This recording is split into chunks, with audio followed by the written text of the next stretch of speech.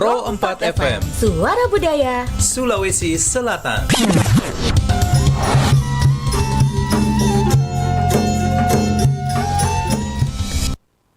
Assalamualaikum warahmatullahi wabarakatuh dan selamat pagi jelang siang sahabat budaya dimanapun Anda berada. Senang sekali di siang hari ini saya Ruslan hadir kembali menyapa Anda di Pro 4 FM Suara Budaya Sulawesi Selatan.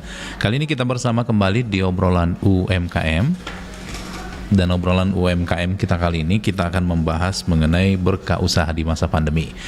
Dan tentu sudah ada pelaku usaha kali ini bersama dengan owner Sambal Original HDJP bersama dengan Bapak Restu Pratama. Kita sapa dulu beliau. Assalamualaikum, selamat pagi. Assalamualaikum, Iya. selamat pagi. Iya, ini sudah jelang siang ya, jam 11 Mi.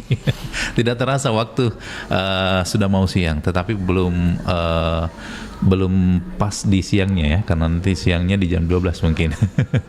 Pak Restu, kita mau cerita-cerita nih tentang UMKM yang kita buat ini, Sambal Original HDJP. Itu singkatannya apa ini HDJP? Ya, jadi sebenarnya Sambal HDJP itu adalah singkatan dari beberapa gabungan nama. Ya. Namun di tengah perjalanan kita coba combine bahwa HDJP ini merupakan sebenarnya rumah pangan olahan kalau di Indonesia kan. Nah, jadi di tahun 2020 agak mendekat sedikit Pak ya, supaya jadi di terdengar. tahun 2020 itu kita mulai di situ. Ya.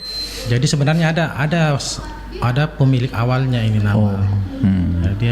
Dia berasal dari HDJ. Oh, HDJ. Kemudian sekarang berubah menjadi HDJP. Nah, itu ada P-nya itu sebenarnya pertama di belakang. Oh, nama ownernya. Nama ownernya langsung. Iya. Jadi awalnya ini sudah ada usaha ya. Berarti kita istilahnya mengambil alih nih. Mengambil alih usaha ini ya. Itu di balik nama begitu ya. Balik nama ya. Oh, berarti ini bukan rintis dari awal ya, tapi memang bukan. Jadi sebenarnya HDJ ini pemiliknya ada. Namun ketika itu ini kan tidak naik prosesnya di penjualannya mereka ini tidak naik sehingga kita lakukan pendampingan. Oh. Jadi ini adalah usaha dampingannya saya kemarin melalui kemarin saya ditunjuk jadi tim surveinya Kementerian Investasi untuk mendata para pelaku UMKM ini. Iya. Nah, ada satu pelaku UMKM ini meminta kepada saya untuk lakukan pendampingan. Nah, di situ mulai kita lakukan perubahan apa semua dan kita sepakat, kita membuat kesepakatan bersama bahwa bagaimana kalau kita juga masuk dalam usaha ini. Jadi dimasukkanlah itu nama P-nya ke belakang, namanya Pratama, jadi menjadi HDJP. Oh, jadi sudah sekarang ini 100% saatnya dimiliki oleh Pak Pratama ya? Sudah 100%. Oke. Nah, jadi memang awalnya ini karena adanya COVID ya? COVID. Sehingga banyak memang pelaku-pelaku UMKM yang memang mengalami suatu hal yang sangat tidak disangka ya.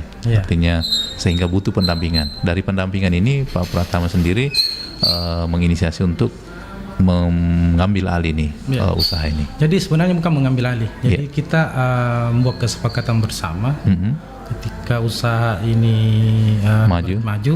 Ini juga sudah kita bicarakan bagaimana sistem pembagiannya apa. Namun di tengah perjalanan owner sebenarnya ini meninggal. Meninggal sehingga ada, dan saya juga tidak sangka ada kuasa ke kami untuk melanjutkan usaha ini. Dan dari situlah kita mulai rubah. Iya. Rubah semula dari desain, nama, logo dan serta kepemilikan. Boleh tahu dulu ini, saya masih bertanya-tanya ini singkatan HDJ ini. Kalau tadi kampanye ini Pratama. Oh, Hadijah. Oh, jadi ownernya dulu itu perempuan ya? Perempuan. Kemudian di saat itu ada kesepakatan bahwa kita sama-sama jalankan usaha ini. Betul. Tapi karena ada ketentuan dari Allah Subhanahu Wa Taala sehingga Pak Restulah yang meneruskan ini, ini usaha ini. Nah, boleh tahu nih kalau sebelum dikelola oleh Pak Restu sendiri itu, ini Sambal HDJ ini sudah besar juga ya atau bagaimana? Ya, kemarin lingkupnya HDJ ini memang sampai batas Kabupaten Maros. Iya. Namun setelah saya masuk, kita merubah desain, kemudian merubah bentuk kemasan. Ini mulai sampai ke luar daerah. Iya. Oh. Setelah HDJP ini masuk, nama HDJP ini berubah. Sudah nasional. Sudah nasional, malahan sudah sampai ke Korea. Wah, sudah tembus di pasar internasional ya. Sudah. Alhamdulillah. Dan ini berarti selama 2 tahun ini sudah 2020 ya. 4 tahun berarti. 4 tahun. Sudah 4 tahun ini. Nah, ini bagaimana perkembangannya nih sekarang ini? Omsetnya kalau dulu zaman pandemi itu kan pasti merosot omset ya. Di pandemi itu yang luar biasa. Oh, justru pandemi itu luar biasa karena bisa tembus sampai ke 2002 itu kan masih pandemi itu. Iya, ya. Itu kita sudah diikutkan dalam event internasional. Manakara Fair. Iya. Nah, dari Sulawesi Selatan. Sulawesi Selatan itu yang makanan kemarin dari UMKM itu hanya kita. Dan di sana itu kita bawa produk 1.200 yang habis itu setengahnya. Wow. Jadi lumayan besar juga. Kemudian pada saat pandemi itu sendiri itu kita kewalahan untuk menangani permintaan pasar karena menurut customer bahwa sambal itu adalah obat COVID. Wah, itu dia. Jadi memang ada musibah membawa berkah. Ya, betul. Mungkin jadi tidak semua lah ya. Kalau mungkin dulu banyak yang mengeluh bahwa gara-gara COVID nih, ternyata ada juga dampak positifnya daripada COVID ini sendiri. Jadi memang ya disitulah berkahnya, dan di saat itu juga kita mulai benahi perizinannya termasuk halal. Jadi halal itu semua produknya HDJP keluar. Sudah berhalal semua. Nah ini kan internasional. Ini kan halal internasional ya. Kan sekarang halal kan bukan lagi MUI yang mengeluarkan ya, dari. Tetap MUI. Oh, dari MUI ya. Tetap MUI. Karena kemarin ada narasumber kami yang datang di sini sudah Kementerian Agama. Ya, betul. Peralihan. Kementerian Agama, tapi tetap fatwanya dari MUI. Oh iya, tetap fatwanya dari MUI. Jadi nanti untuk suratnya keluarnya dari Kementerian Agama, Kemenak. Oke, baik. Sebentar kita lanjut lagi. Saya penasaran seperti apa usaha sambal ini. Kalau orang Bugis bilang peco-peco ya. Karena kebetulan juga saya mau hadirkan dulu lagu ini, lagu Bugis, peco-peco. Oke, sebentar kita lanjut lagi obrolan kita seputaran usaha HDJB Sambal, HDJB ya? Iya. Oke.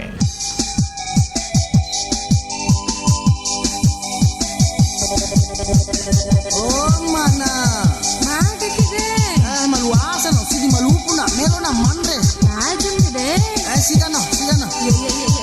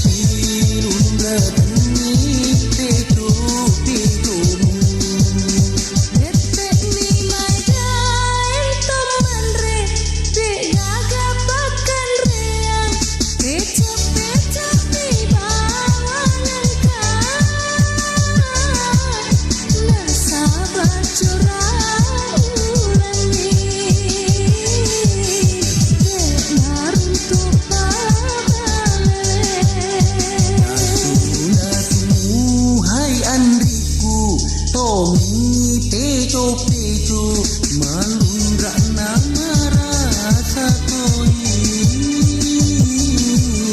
Maturut tohe puseku Masih patonge andreku Lebih pemalundra nama Ni cawa-cawa cak ber kecek mana Oh, kira.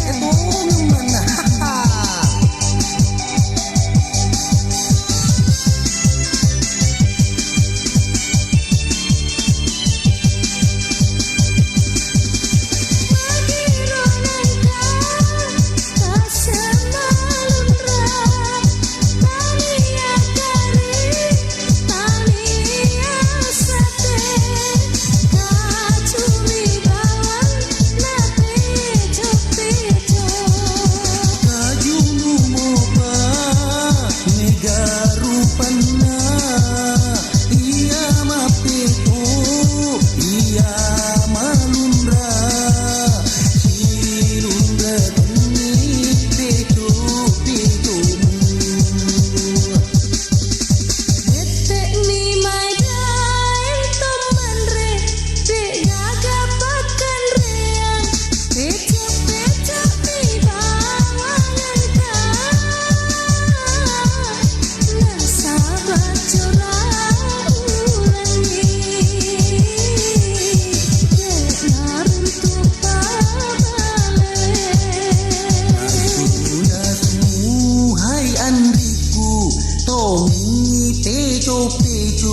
Malundra nama rasa toi Maturut tohe puseku Masih patonge andreku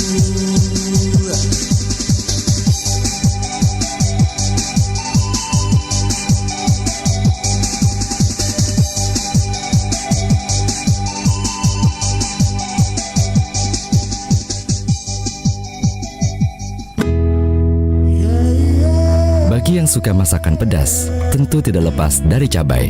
Tapi tahukah kamu, cabai terpedas di Indonesia? Cabai hiung. Sesuai namanya, cabai ini hanya tumbuh di Desa Hiung, Kecamatan Tapin Tengah, Kalimantan Selatan. Namun bukan berarti jenis cabai ini tidak bisa ditanam di daerah lain. Menurut keterangan petani di Desa Hiung, kepedasannya akan jauh berkurang, bahkan cenderung tidak pedas jika ditanam di daerah lain. Berdasarkan hasil penelitian Laboratorium Pengujian Balai Besar Penelitian dan Pengembangan Pasca Panen milik Kementerian Pertanian Republik Indonesia, cabai hiung memiliki tingkat kepedasan tinggi dengan kandungan kapsaisin atau zat kimia yang menimbulkan rasa pedas mencapai 2333,05 ppm atau setara dengan 17 kali lipat kepedasannya jika dibanding dengan cabai biasa.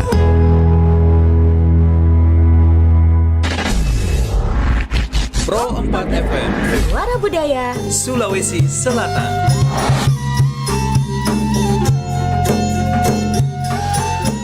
Ya, sahabat budaya masih bersama di obrolan UMKM, tentunya masih bersama dengan owner HDJP Sambal Original ya. Dan tentunya kita tadi sudah sedikit mendengarkan latar belakang terbentuk mengambil usaha sambal ini, yaitu adanya waktu di zaman Covid. Sebenarnya usaha ini sudah lama berdiri, tetapi kemudian dilanjutkan oleh beliau Pak Restu ya. Ya, Pak Restu, kalau melihat bahwa memang usaha sambal itu memang tidak ada matinya ya. Ya, betul. Karena ini kan hampir setiap orang mengkonsumsinya. Mau makan apa itu kalau tidak ada sambal memang agak-agak lain rasanya ya. Tapi kalau di Makassar ini kan mungkin lidahnya orang Makassar beda dengan lidah di luar sana ya. Nah, kalau dalam proses pembuatan sambal ini Pak Restu itu menyesuaikan selera pasar atau bagaimana ini? Karena kan ini sudah tembus pasar internasional ya, jadi otomatis umum gitu. Ya, jadi Iya. Jadi proses pembuatan sambal HDJP ini memang dia semua variannya itu original. Oh, original. Jadi semua orang bisa. Tingkat kepedasannya juga kita ukur. Ada ukurannya. Jadi ada yang biasa minta, Pak, kenapa enggak level 4, level 4? Nah, ini kan tergantung permintaan. Yang umpamanya memang mereka mau dinaikkan tingkat kepedasannya, nanti yang kita buatkan sendiri. Tapi untuk umum itu memang original. Original ya. Original dalam artian batasan levelnya itu kepedisannya. Ya, batas kepedisannya. Atau ukuran originalnya itu di mana? Batas kepedisannya. Batas kepedisannya. Oh, oke. Jadi umumnya itu biasanya kalau itu disurvei juga ya. Hasil saya sih yang lalu itu sering disurvei per 3 bulan. 3 bulan, 6 bulan kita ada survei, malahan ada uji rasa. Uji rasa itu uji rasa juga dari beberapa lembaga yang kontrol tentang makanan, termasuk dari POM. Iya, POM ya. Oke, jadi memang terjaga kualitasnya Pak ya. Karena kadang kala ada biasa juga awalnya kenceng nih, tapi lama-kelamaan berubah ukurannya atau takarannya ya, atau rasanya sendiri. Nah, kalau boleh tahu di HDJB ini ada beberapa varian aja, karena kan juga setiap sambal itu macam-macam juga, ada picok terasi, ada gami ladang yang mana lah ya. Pokoknya warung-warung itu biasanya ada ciri khasnya. Kalau HDJP ini sendiri apa saja nih, Bang? Kami sih ada 6 varian. Iya. Yang pertama itu sambal bibi cumi. Oh, bibi cumi. Nah, banyak orang yang jual bilang mereka katakan ini sama dengan sambal cumi. Saya bilang enggak, beda. Iya. Bibi cumi itu ada anak cumi. Oh, anaknya yang ukuran 2 cm, 3 cm. Yang itu yang kita pakai. Oh. Dan kemudian kan untuk bahan pokok utamanya itu kan memang cumi. Iya. Bibi cuminya itu kita datangkan dari luar, dari Sidoarjo dan Surabaya. Karena di sini terbatas. Iya. Dan saat ini di Makassar itu sudah ada beberapa yang menjadi distributor, tapi hampir sama harganya dengan yang kalau kita ambil dari luar. Kemudian ada yang kedua itu sambal teri. Sambal teri ini juga kita memakai teri Medan. Oh, teri Medan ya. Teri Medan memang agak mahal. Iya. Tapi kualitasnya yang kita jaga, karena teksturnya teri Medan itu agak lembut. Lembut, kemudian tidak terlalu asin. Iya. Kemudian ada sambal bawang. Nah, ini juga menjadi primadona, ini sambal bawang. Oh, iya. Kemudian ada sambal Sambal cabai hijau. Oh, ini nasi Padang ini. Bukan ya? Nasi Padang. Jadi orang yang pencinta ayam geprek, sisa campur aja. Waduh, jadi rasanya sudah kayak makan di warung Padang. Kemudian ada yang kelima sambal terasi. Sambal terasi juga ini menjadi primadona, tapi tidak semua. Iya. Artinya memang ada pasar tertentunya. Kemudian ada lombok kuning. Oh, lombok kuning juga. Lombok kuning. Jadi ada 6. Oh, ada 6 ya variannya. Di antara 6 ini yang paling banyak digemari itu yang varian mana ini? Ada 2. Yang mana itu? Sambal bibi cumi sama sambal teri. Oh, yang cumi ini sama teri. Iya. Jadi ini luar biasa permintaannya ketika mereka tahu, apalagi kalau teman-teman di produksi memposting, tidak sampai 1 jam itu habis. Wow. Ini memang sudah produksinya besar ya, artinya melayani dalam 1 hari itu atau per minggu produksinya? Waktu COVID itu hampir per hari. Oh, hampir per hari ya. Saking tingginya permintaan. Kita bisa waktu COVID permintaannya itu bisa sampai 200-300 botol per hari. Oh, iya. Tapi ketika pasca COVID ini itu mulai tergantung orderan, karena banyak saingan di depan. Di 2024 ini, di 2023 memang kan kita masih promosi bisa sampai 100 botol. Oke. Nah, Pak Restu, kalau usaha ini masih hanya sebatas dipasarkan sendiri atau sudah masuk juga di retail? Retail sudah masuk. Sudah masuk ya? Sudah ada beberapa retail, termasuk kemarin di Alfamart. Oh, Masya Allah. Alfamart itu kita kemarin sisir Maros sekitar 44 outlet. Mantap. Malahan kita diminta untuk isi Kota Makassar, tapi itu tadi hitungan budget untuk mengisi outlet itu kan luar biasa besar. Dengan jumlah varian yang banyak ini juga membutuhkan budget yang luar biasa. Kemudian sistem pembayaran juga ke retail itu kan berbeda-beda. Iya, betul. Kalau toko oleh-oleh yang seperti yang dekat bandara itu kan mereka cash, begitu mereka pesan mereka cash karena mereka mereka sudah tahu kita punya produk. Ya, artinya beda. Sudah yakin bahwa kalau retail yang seperti Alfamart, Indomaret harus uji. Harus uji dulu. Harus nanti habis baru sistem agak ribet memang. Iya, itulah makanya banyak memang orang yang susah tembus di situ ya. Tapi alhamdulillah kita sudah bisa tembus di situ ya. Artinya itu sudah hal yang prestasi yang luar biasa untuk membangun usaha itu sendiri, Pak.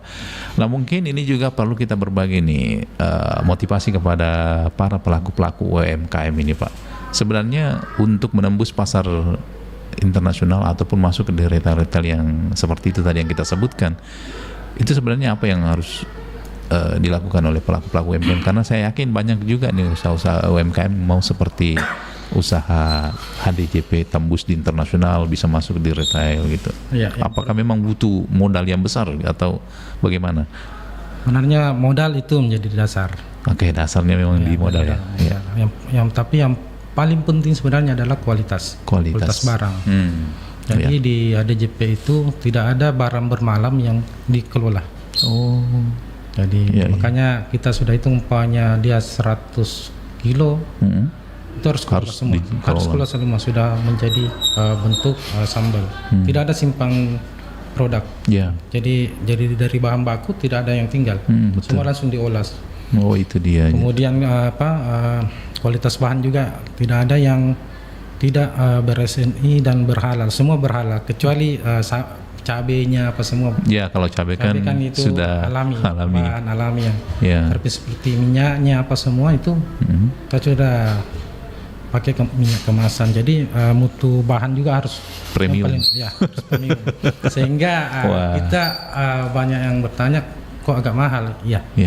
Karena itu tadi salah satunya bahan ada harga, ada kualitas. Ada kualitas. Betul. Kadang-kala orang selera tinggi tapi ekonomis papas. Tapi memang ada segmennya ya. Ketika barang mahal pasti ada kualitas ya. Iya, baik. Nah, Pak Restu, kalau melihat bahwa memang usaha sambal ini memang banyak saingan ya. Nah, ini HDJP sendiri salah satu upaya yang dilakukan untuk tetap bisa masih menjadi pilihan masyarakat gitu untuk lebih ke produk kita ini. Apa nih yang dipertimbangkan menjadi keunggulan daripada produk kita ini? Jadi tadi yang tetap menjaga kualitas, kemudian kita harus promosinya juga harus berjalan, kemudian harga ini harus tetap kita perhatikan pesaing-pesaing untuk bisa kita tembus ke pelanggan yang baru. Kalau pelanggan lama sih saya rasa mereka sudah tahu. Sudah tahu. Tapi yang baru ini kan biasa banyak. Pak, kenapa tinggi? Kenapa begini? Karena mereka sudah ada pilihan-pilihan lain sebelum kita dan mereka mungkin juga baru pertama kali mencoba untuk kita. Tapi yang pelanggan lama enggak. Nah, ini kan saya yakin pernah mengalami ya Pak Restu, karena kita tahu ini cabai ini tadi tahu kadang naik, kadang mahal sekali harganya. Nah, ini mensiasatinya ini apakah menaikkan juga harga di pasaran atau memang sudah harganya apapun yang terjadi, mau harga cabai melonjak tinggi tetap sudah harga yang di pasarannya itu aja. Nah, itu dia yang mau ditahu ini, karena saya yakin seluruh pengusaha-pengusaha sambal pasti pernah merasakan itu. Wah, cabai ini luar biasa fantastis harganya. Jadi kami pernah alami itu ketika cabai naik dari harga 50.000 per kilo menjadi 120. Iya, betul, pernah itu. Pernah terjadi itu sampai semua naik termasuk bawang. Nah, tapi kan kita sudah siasati, kita sudah hitung bahwa stok ini sudah harus ready di pasaran. Tapi kan di aturannya kita di HDJP itu bahan baku yang sudah ada diolah. Kemudian setelah diolah itu kita preserve. Disimpan supaya mereka tahan. Jadi permintaannya jadi ada menutupi. Artinya menutupi. Dan, jadi berarti di pasaran di pasaran itu tidak naik ya? Tetap harganya harga tetap di luar. Nah, saya juga kan banyak teman di petani cabai. petani bawang. Nah ini kita komunikasi ketika saya butuh, jadi harga bisa kita tekan. Harga kita tekan jadi umpamanya 120 biasa kita dapat 70, 60. Melalui itu tadi. Oh berarti Pak Restu selama ini membeli cabenya ini langsung ke petani ya? Wah itu luar biasa itu, terobosan juga itu karena banyak juga kesian petani-petani yang di daerah itu kadang sebenarnya harga tinggi cabai itu tinggi, cuma kadang ada yang di bawahnya itu yang bermain ya, memainkan jadi harga. Kalau umpamanya kami sudah hitung memang, karena kan kita hitung sekian banyak kita butuh. Ini kalau umpamanya partai besar kita sudah langsung ke petani. Tapi kalau hanya pesanan orderan 1, 2, 3, 4 sampai 10 banyak, kita cuma ambil di pasaran karena harganya nggak seberapa bukan rugi sih, sudah ada untung sebenarnya di situ. Hanya biasanya kan kalau yang lain itu karena mau untung besar, mereka kalau kita enggak, tetap harga kita. Kalau boleh tahu Pak Restu, sekarang ini sudah berapa karyawan dipekerjakan di perusahaan ini? Di usaha kalau di saya sih ada 4 orang. Alhamdulillah ya, artinya bisa memberi manfaat bagi orang lain. Nah kalau memang melihat usaha-usaha seperti ini kan juga biasanya kalau sudah masuk di pasar retail harus tinggal beberapa lama gitu ya. Nah ini apakah ada memang semacam, karena kan biasanya untuk membuat awet ini makanan kan biasanya ada campuran-campurannya. Kalau di DJP ini kan tadi original ya. Apakah original di situ tidak ada campuran lainnya untuk? Jadi kami di DJP memang menjamin bahwa masa kadaluarsanya kita itu 6-8 bulan. Karena itu tadi kita berfokus pada bukan pengawet tapi minyak. Sebenarnya kuncinya minyak. Di minyak itu. Minyak dengan proses pengolahannya itu, sehingga bakteri tidak ada yang nyangkut, termasuk kemasan. Botolnya itu juga itu kita sterilkan semua. Dan ini kan selalu kita uji. Uji per minggu, per bulan. Ini tahannya berapa lama? Jadi itu terus. Dan waktu di BP POM juga kita sudah disampaikan bahwa ini bisa tahan sampai 6 bulan. Jadi kan ada bahan-bahan alami itu yang memang menjadi bahan pengawet. Salah satunya itu bawang putih dan kemiri. Oh itu yang menjadi pengawet alami. Saya buka rahasianya, termasuk minyak. Minyak ini menjadi pengawet utama. Karena ada minyak itu memang yang kalau kadar lemaknya tinggi, ini yang cepat rusak. Tapi makanya kita agak mahal karena itu tadi minyak premium. Ada minyaknya yang agak premium. Paling tidak kalau saya rekomendasikan kepada pelaku UMKM itu Sanko. Sanko itu agak rendah lemaknya. Wah, ini menarik ini. Jadi sahabat budaya, mungkin ada yang ingin tentunya misalnya, kalau misalnya ada yang mau jadi reseller ini, apakah juga sistem berlaku nih? Ada sistem reseller juga ya? Tetap. Ada sistem berlaku. Dan jadi, memang ada harga khusus. Ada harga khusus.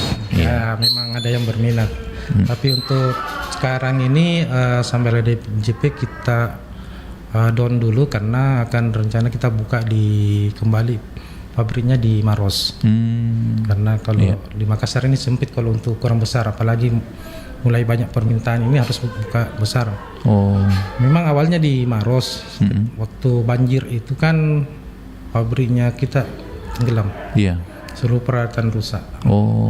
Sehingga kita ambil manual. Makanya itu tadi saya bilang kita sekarang menerima orderan pribadi saja dulu. Nah ini kita sudah komitmen untuk kembali untuk buka kembali ke Maros. Baik Pak Restu, sebentar kita lanjut lagi. Masih ada beberapa hal yang kita ingin ulik nih di usaha UMKM ini. Tapi tetap bersama kami di Pro 4 FM Suara Budaya Sulawesi Selatan.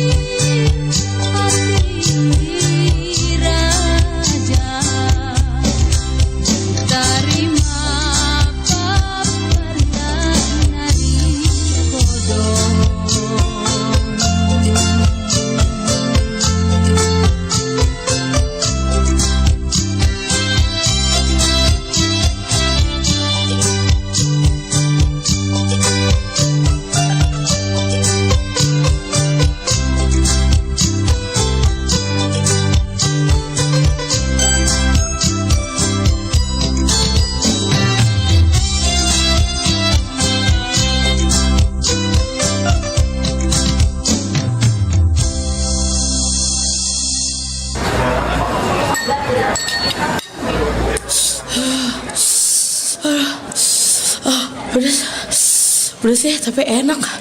Mas, tambah sambalnya ya. Bagi sebagian orang Indonesia, kurang lengkap rasanya makan tanpa sambal. Tapi tahukah Anda, sejak kapan sambal hadir dalam kuliner kita? Menurut berbagai sumber, konon pada masa penjajahan Belanda, sambal diciptakan oleh salah satu pelayan VOC yang tidak diketahui namanya. Pada masa itu, para pelayan berlomba-lomba menyajikan kuliner yang bisa menggugah selera untuk merebut hati majikan. Dengan niat tersebut, seorang pelayan menghancurkan cabai, kemudian ditambah garam sebagai rasa tambahan. Secara mengejutkan, makanan tersebut ternyata disukai karena bisa membuat mata sang majikan terbelalak akibat rasa pedas. Efek pedas tersebut juga membuat nafsu makan semakin bertambah. Itulah asal-usul lahirnya sambal sebagai salah satu kuliner khas dari Indonesia.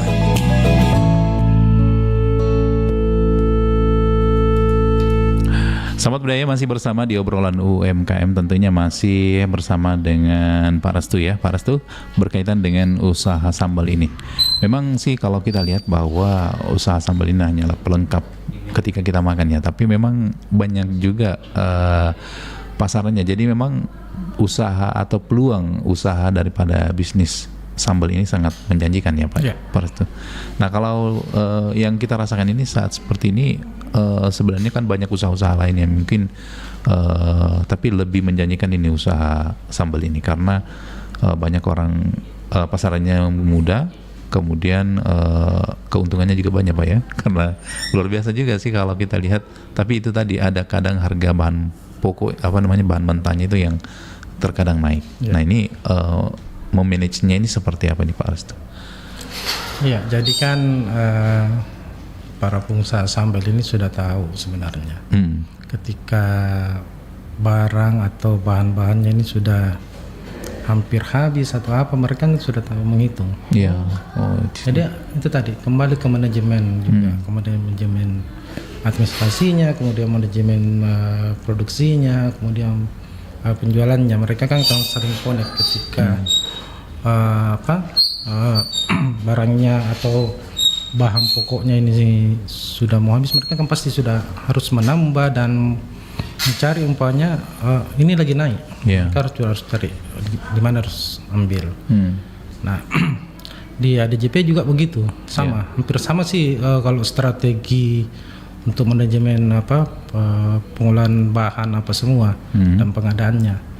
Jadi sudah punya pos-pos tersendiri ketika bahan atau produknya ini sudah mau habis. Mereka sudah punya jadwal tersendiri untuk pengadaan itu. Iya. Kalau dari sisi kemasan ini Pak Restu, ini karena kan ada memang sistem saset atau botolan atau dalam bentuk yang lebih besar lagi. Mungkin bisa juga mungkin dijelaskan kepada negara kita, barangkali ada yang ingin misalnya tahu harganya itu seperti apa, harga di pasaran.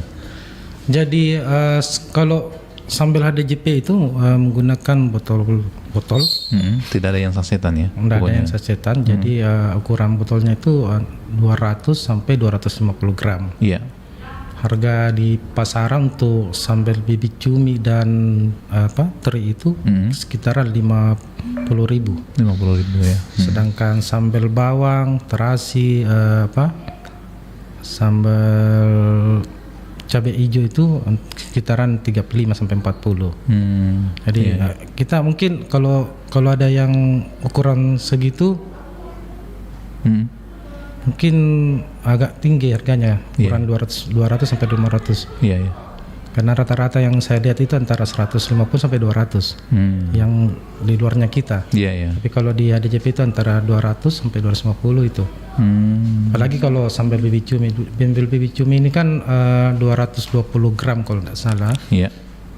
Nah itu kita jual sampai 50.000. Malahan kalau keluar daerah itu bisa sampai 60.000-an. Wah, jadi tergantung. Tapi yang pastinya kalau di pasaran itu biasanya dibanderol dengan harga 50 ya?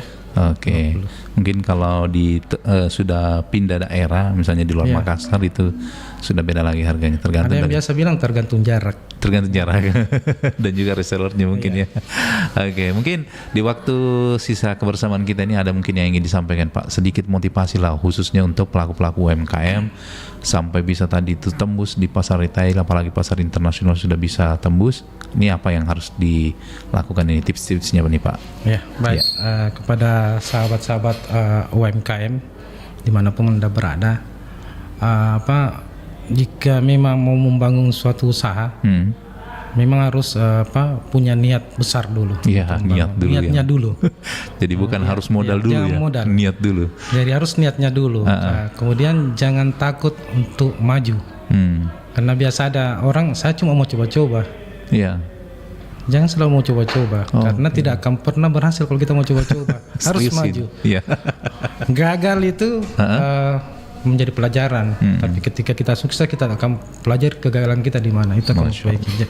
Jadi saya cuma saran itu tadi, jangan takut gagal dan niatnya diperbaiki lagi ya, jangan coba-coba.